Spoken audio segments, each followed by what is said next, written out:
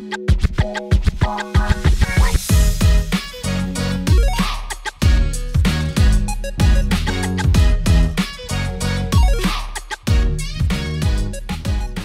안녕하세요. 김우환입니다.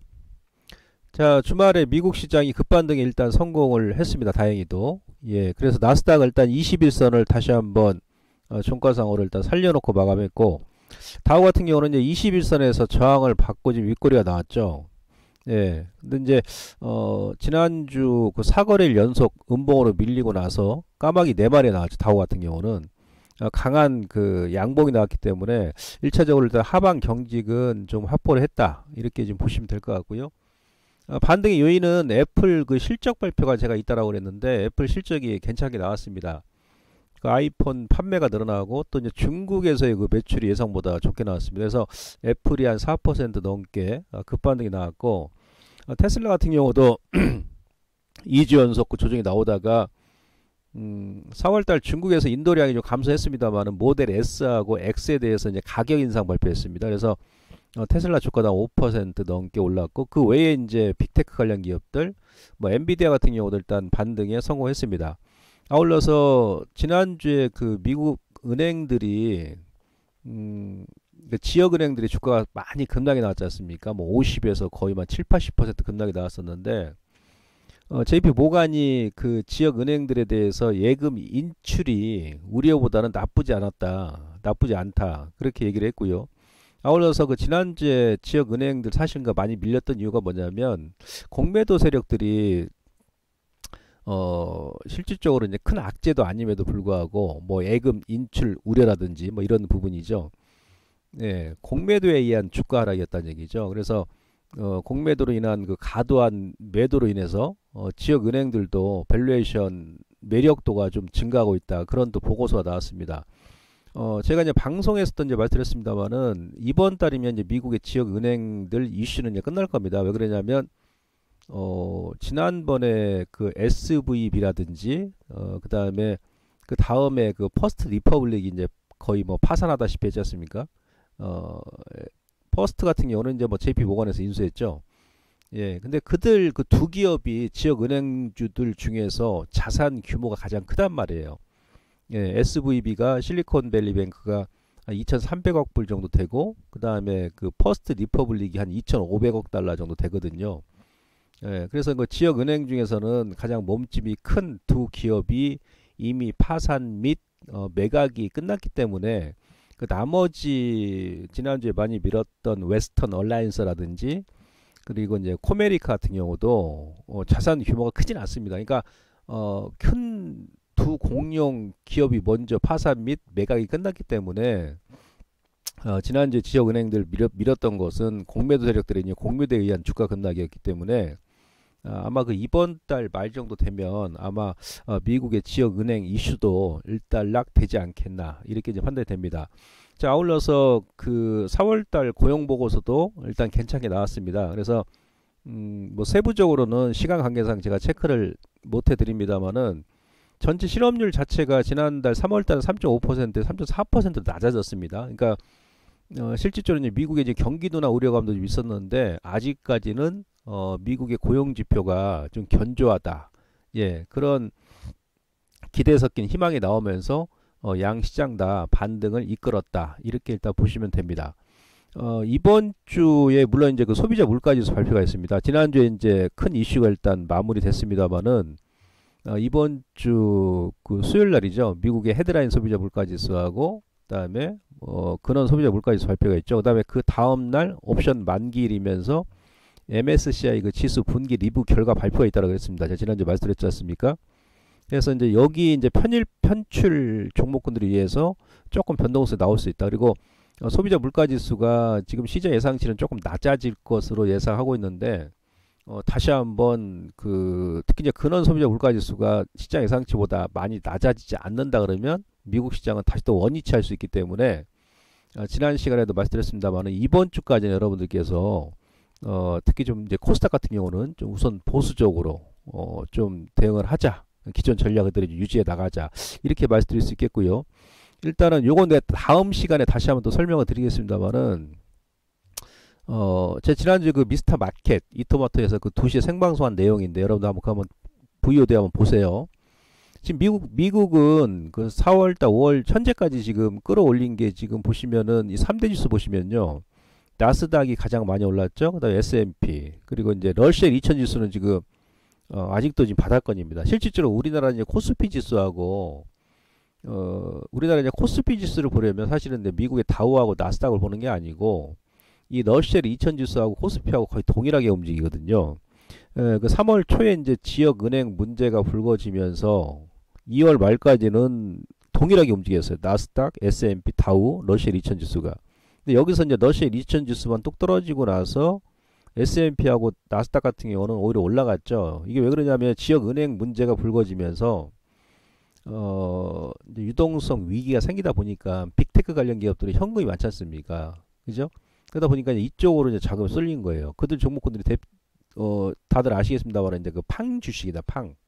예, 그 실질적으로 이제 가장 많이 오른 종목이 메타 플랫폼이 되겠죠. 메타 플랫폼 같은 경우는 작년 저점 대비해서 주가가 뭐 2배 이상 올랐고, 그 다음에 엔비디아도 지금 계속 올라갑니다. 엔비디아, 예, 그리고 마이크로소프트, 애플, 구글, 요 한 5-6개 종목, 테슬라까지 포함해가지고 6-7개 종목이요. 전체 S&P 500 지수의 거의 80%를 끌어올렸습니다. 예.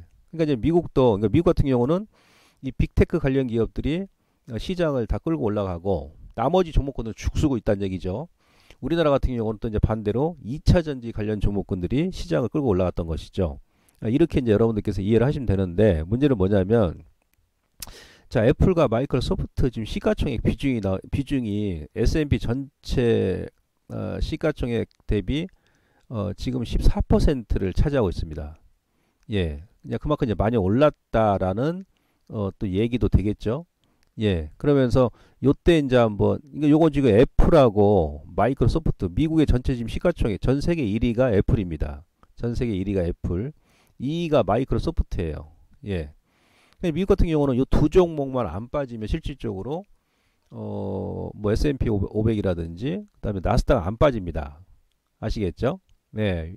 이 두 종목은 지금 나스닥, 다우, S&P 500 이 세 개 지수에 다 지금 편입되어 있거든요. 근데 여러분들이 지금 이렇게 급등이 나오 이 무거운 주식이 급등 나오다 보니까 전체 S&P 500은 계속 올라간 거죠. 예? 나스닥도 마찬가지고.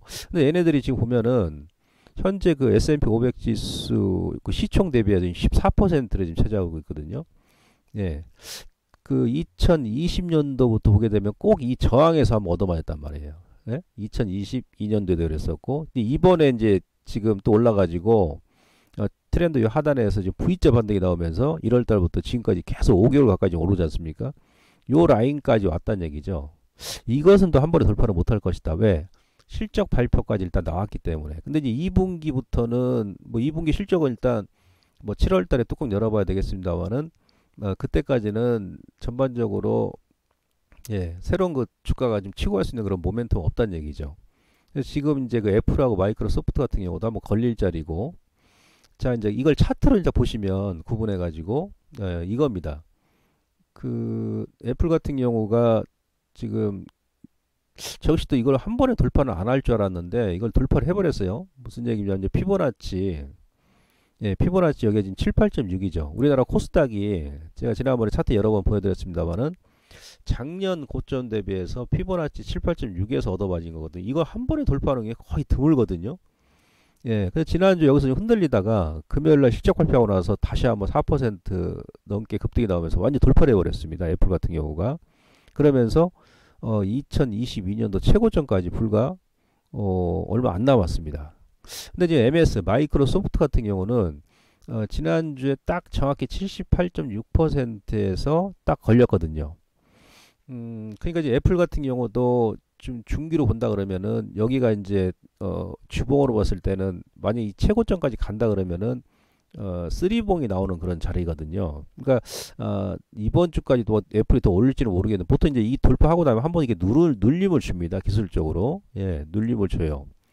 근데 마이크로소프트도 만약에 돌파한다 하더라도 한번 다시 한번 눌림을 줄 것이다. 그러면 요들 종목군들이 지금 끌고 올라갔기 때문에 지난주에 나스닥하고 뭐 다우가 반등이 나왔다가 우리가 좋아할 게 아니고 얘네들 이제 기술적으로 지금 저점에서 쉼없이 지금 5개월 가까이 올라왔기 때문에 만약에 조정이 나온다 그러면은 반대로 또 어떻게 됐습니까? 네, 나스닥 다우 S&P가 또 조정이 나올 수 있겠죠. 그죠? 예. 그래서 이제 이런 부분을 이번 주까지 우리가 좀 체크를 해야 된다라고 말씀드릴 수 있겠고요. 반대로 지금까지 이제 시장을 괴롭혔던 은행주 같은 경우는 좀 어떠냐면은 예, 은행업종 같은 경우는 여기 이제 개미알기입니다. 그죠? 이게 나스닥 은행업종 지수인데 이 저점을 지난주에 공매도 세력들이 또 이미 끝난 재료 가지고 주가를 한 번 더 밀려고 예? 예, 또 안 좋은 얘기하면서 급락을 유도했죠. 항소에 뿔 나오고 나서 이게 전형적인 개미알기 나온 겁니다. 예, 그러니까 이게 뭐냐면은 원래 이 저점을 깰 자리가 아닌데 언더슈팅이 났다는 얘기예요. 예, 바로 막 돌리지는 않습니다만은 여기서는 더 이상 빼진 않을 것이다. 예, 이 월봉입니다. 이거 오른쪽 월봉 보시면 이거 로고 핵심이에요. 2008년도 금융위기 때, 2009년도 저점, 그리고 2011년, 12년 유럽 재정위기 때 이 저점, 그 다음에 코로나 때 여기서 이 저점에서 아래꼬리였지 않습니까? 이번에 지금 아래꼬리 주고 여기까지 들어왔다가 여기서 지금 금요일 날 반등 나오면서 이렇게 지금 아래꼬리 나온 거예요. 그래서 제가 봐서는 이 추세 지지선은 깨지 않을 것이다. 왜? 아까 제가 말씀드렸지 않습니까? 이미 자산 규모가 가장 컸던 퍼스트 리퍼블릭하고 SVB가 이미 그 지난달에 파산하고 이제 매각이 끝났기 때문에 예, 나머지 지역 은행들은 자산 규모가 크지 않아서 설령 몇 기업부터 파산한다 하더라도 이제는 이제 시장에 큰 영향 안 미칠 거란 얘기예요. 그렇다면 이 라인은 이탈 안 할 거란 얘기죠.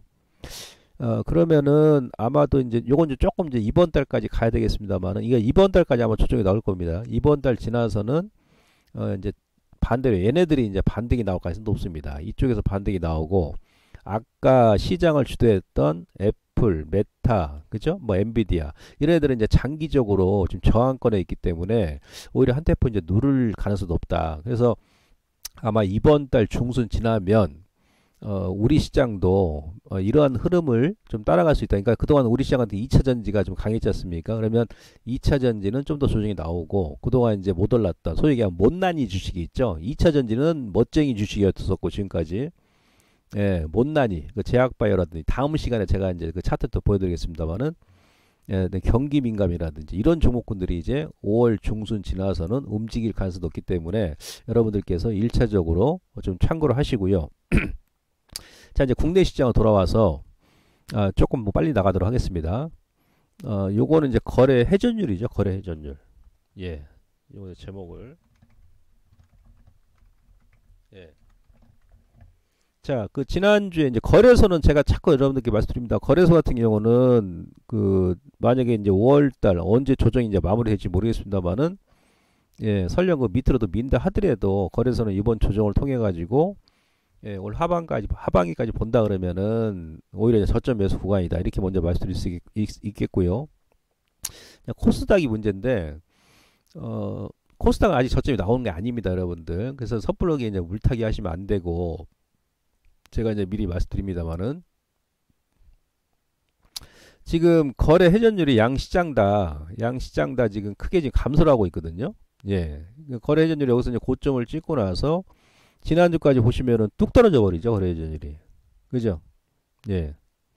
거래 회전율이 이렇게 뚝 떨어져 버리면 우리가 뭐 작년 같은 경우도 계속 주가가 막 1년 동안 흘러내렸습니다만은 이런 식으로 이제 막 찌글찌글합니다. 그러니까 무슨 얘기냐면 어떤 이슈가 있고 재료가 있는 종목군들은 예, 움직일 수 있겠습니다만은 전반적으로 그냥 그렇지 않은 종목군들은 이 거래 회전율이 늘어나지 않는 이상은 전립선형 패턴으로 찌글찌글 막 흘러내릴 수 있다는 얘기예요. 그래서 여러분들께서 이 거래 회전율이 이렇게 감소하는 구간에서는 지수가 뭐 하루 이틀 또 반등이 나온다 하더라도 예, 그게 이제 뭐 가반등이기 때문에 섣불리 종목을 이렇게 물타기 하시면 안 되고 이렇게 거래 회전율이 또 이제 급감할 때는 우선은 우리가 비중 및 그 타이밍 조절을 좀 더 심도 깊게 해 나가야 된다 이렇게 말씀드릴 수 있겠고요. 그 다음에 그러다 보니까 이제 거래대금 자체가 또 확 줄어버리지 않습니까? 지금 차트 보시면 그죠? 예, 지금 코스피 같은 경우는 물론 이제 거래대금 자체가 이제 지지맥점이고 요거 살짝 이탈한다 하더라도 코스피는 이제 그동안 오른 게 없기 때문에 여기 또 탄탄한 지지 구간이죠. 현재 수준 전후에서 이제 어찌 보면 코스피 같은 경우는 저점을 유지할 수 있는데 그러다 또 이제 바로 이렇게 막 치고 가지도 않겠죠. 그러니까 뭔가 좀 박스권 정도 뭐 이번 주에도 여러분들께서 예상하시면 될 것 같고요. 근데 앞서 말씀드렸습니다만 코스피 같은 경우는 뭐 현재 지수 하방 쪽으로 민다 그러면 오히려 이제 조금 중기적인 관점에서는 이제 그 기회다 이렇게 보시면 될 것 같고 문제는 이제 코스닥인데 코스닥은 이 거래 대금 자체가 사실은 지난주 후반에 지지난주죠. 지지난주 후반에 추세를 이탈했거든요. 그러니까 지난 그 2월 달 저점 주고 나서 그동안 꼭 2달 넘게 이 추세를 안 깼었는데 이 추세를 완전히 이탈하고 나서 이제 직전 고점 라인에서 여기서 이제 하방 경직을 좀 확보를 할 수 있겠습니다만은 이런 식으로 거래 대금 자체가 늘어나지 않으면 반등도 제한적이고 종목도 전월 대비해 가지고 탄력도가 상당히 좀 저하될 것이라는 얘기예요. 그래서 이제 여러분들께서 매매하기가 좀 더 좀 까다로운 장세가 전개될 가능성이 높다. 그렇게 보시면 될 것 같습니다. 그래서 이 거래 대금 자체도 물론 이건 2차 전지 때문에 그런데 이게 또 바로 그냥 회복되고 막 그러지 않겠죠. 왜냐하면 여러분들 그 2차 전지 같은 경우도 대부분의 종목군들이 이제 대표 종목군들 빼고는 이미 이제 중기 추세가 이제 무너진 종목군들이 많거든요. 그러니까 에코프로 BM 빼고는 다른 종목군들은 그 추세가 지금 중기 추세까지 무너졌기 때문에 그들 종목군들이 이제 순간적으로 또 지수 반등 나온다 하더라도 다시 돌리는 게 아니다. 그렇게 보시면 될 것 같고요. 그 다음에 요거는 약간 이제 왜곡된 부분이 있는데요. 요거죠. 그 이제 반대 매매. 보통 이제 반대 매매가 자, 코스피 지수하고 이제 코스닥도 마찬가지입니다. 작년 같은 경우는 작년 9월 달에 지수가 많이 밀었잖아요. 그때 종합 지수가 2100 언저리까지 밀었지 않습니까? 그러니까 반대 매매가 이렇게 급증이 나올 때 항상 지수는 거기서 저점이 나옵니다. 그죠? 개인들 그 신용 물량, 미수 물량. 그다음에 또 스탁노 물량 같은 경우도 같이 쏟아질 거 아니겠습니까? 그래서 항상 개인들의 반대 매매가 소위 투매가 나올 때는 거기가 지수 저점입니다. 작년 제가 여러분들 9월달, 10월달도 종합지수 막 2100 초반까지 밀 때도 2200 깨고 내려왔을 때도 기억나시죠? 단 한 주도 제가 손절하지 마시라 했습니다. 방송에서도 말씀드렸었고 공개 방송에서도 말씀드렸었고 그래서 이제 반대 매매가 이제 감소하니까 지수가 이렇게 반등이 나왔던 거 아니겠습니까? 2500까지. 그리고 이제 그 연말에도 마찬가지예요. 반대 매매가 조금 늘어나니까 연말 연초에도 지수가 눌렀다가 다시 터닝 포인트 나왔죠. 이런 식으로. 자, 이번에 이제 반대 매매가 지금 뭐 수년 이래 최대치가 나왔습니다. 지난주까지. 지난 9월 달에 월등하게 이제 돌파를 했지 않습니까? 이거는 이제 바로 그 SG 사태발, 뭐 삼천리, 선강, 뭐 하림지주, 뭐 다우데이터, 뭐 이런 종목군 때문에 그런 겁니다. 그러니까 약간 왜곡된 부분이 있다는 얘기예요. 걔네들이 그 지난주 금요일까지 반대 매매 계속 나왔으니까. 근데 이제 그 지난주 금요일, 지난주 초반 한 중반까지는 이제 그들 종목군들도 반대 매매 피크점이 나왔기 때문에 아마 이번 주부터는 반대 매매가 조금 감소를 할 가능성이 높습니다. 그러니까 거래소 기준으로 했을 때는 이 반대 매매 추이를 봤을 때는 어느 정도 일단 단기 1차 바닥은 나왔다. 이렇게 여러분들께서 이해를 하시면 될 것 같고 단지 이제 코스닥 같은 경우는 아직까지도 그 신용이 거래소 대비 많이 있죠. 물론 이제 10조 원 미만으로 낮아졌습니다. 지난달에 신용이 많았을 때 대비해 가지고 지금 9조 8천억이 한 7천억 정도 감소했어요. 코스닥은 신용이. 그러니까 양 시장 다 신용이 한 7, 8천억 정도 감소를 했는데 근데 코스닥은 지금 여전히 거래소 대비해서 신용이 많단 말입니다. 그러니까 최소한 1조 원 정도 감소를 해야 돼요. 그러니까 지난주 기준으로 했을 때는 한 7, 8천억 정도 감소했기 때문에 앞으로도 한 3, 4천억 정도는 더 감소를 해야 되지 않겠느냐. 그렇게 지금 판단이 됩니다. 그래서 요 신용이 추가적으로 뭐 이번 주까지 감소하는지 여부를 봐야 되고요.